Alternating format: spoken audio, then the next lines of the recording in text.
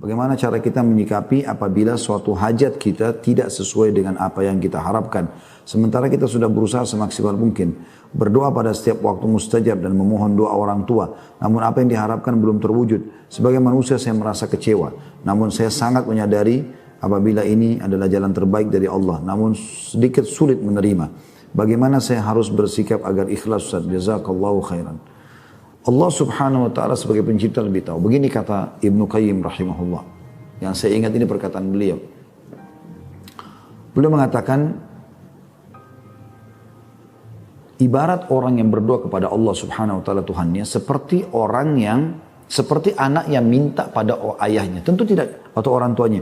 Tidak disamakan Allah dengan manusia, tapi Ibnu Qayyim memberikan gambaran, saya mengatakan, ibarat orang yang minta sama Tuhannya, seperti anak yang minta sama orang tuanya. Anda kalau punya anak, minta sesuatu. Misal dia minta agar diizinkan keluar dengan temannya. Dan Anda sebagai orang tua, tahu benar temannya ini buruk. Berbahaya, kalau berteman sama ini bisa jadi rusak anak saya. Misal, pertanyaan sederhana, apakah ibu atau bapak akan mengizinkan anaknya bergaul sama temannya itu? Jawabannya tidak. Walaupun anak kita merengek. Nggak mungkin kita kasih. Kenapa? Karena kita lebih tahu ternyata ini buruk.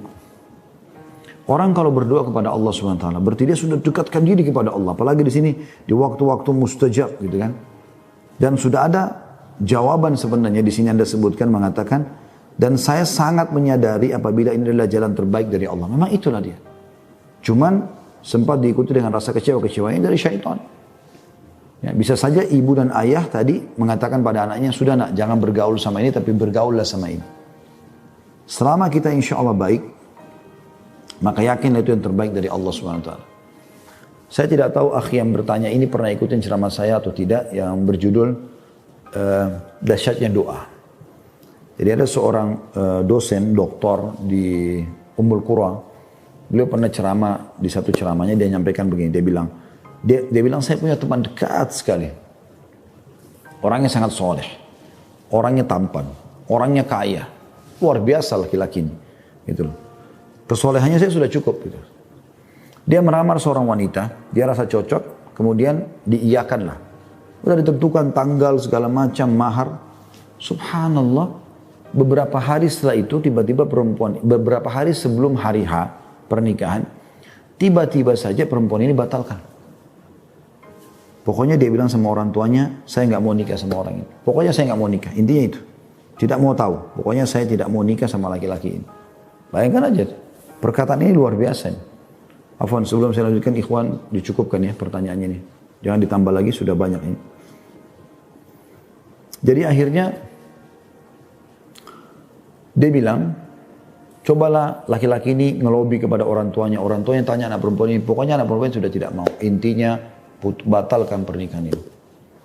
Kata Dr. Muhammad ini, dia bilang, saya setiap kali ketemu teman saya, masuk di masjid ketemu doa antara azan dan iqamah. Kalau setiap kali ketemu, doanya dia tidak pernah lepas. Ya Allah, kembalikan wanita itu, saya suka sama dia, jadikan istri saya.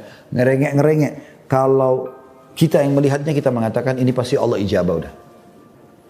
Tapi Dr. Muhammad bilang, uniknya, saya melihat Allah nggak mudahkan dia menikah dengan wanita itu. Bahkan wanita ini rupanya menunggu sampai hari H pernikahan, yang sudah ditentukan tanggal tertentu, lewat itu ada laki-laki lain lamar, diterima sama dia. Menikahlah perempuan tersebut. Kata Dr. Muhammad, saya justru tahu bagaimana sayangnya Allah kepada teman saya. Ya. Bahkan lebih sayang daripada orang tua kepada anaknya. Ya. Itu adalah pada saat wanita itu nikah sama laki-laki yang jadi suaminya sekarang. Teman saya sudah berhenti berdoa. Sebulan setelah pernikahan wanita tersebut, ternyata wanita ini dideteksi punya kanker payudara di sebelah kanan. Wa na'udzubillah. Dan ternyata tidak ada cara lain kecuali harus dipotong payudaranya. Jadi baru sebulan menikah dipotong payudara kanan. Tentu ini sesuatu kekurangan yang luar biasa dalam pengantin baru gitu kan. Sebulan kemudian ternyata kanker sudah menyebar ke payudara sebelah kiri, harus dipotong yang kedua. Jadi tanpa payudara sekarang. Bulan ketiga, kata Dr. Muhammad, ini kisah nyata terjadi. Jadi ada urat saraf di bagian belakang, otak belakangnya perempuan ini, itu yang bermasalah sehingga kedua matanya buta. Dan bulan keempat meninggal wanita ini. Kata Dr. Muhammad, subhanallah, yang telah menyelamatkan teman saya dari wanita ini yang tadi dia mohon-mohon ngerengek-ngerengek gitu. Ya. Kata Dr. Muhammad, andai saja dia jadi nikah sama wanita itu, maka dia hanya menghabiskan waktunya untuk mengurus wanita itu bolak-balik keluar rumah sakit.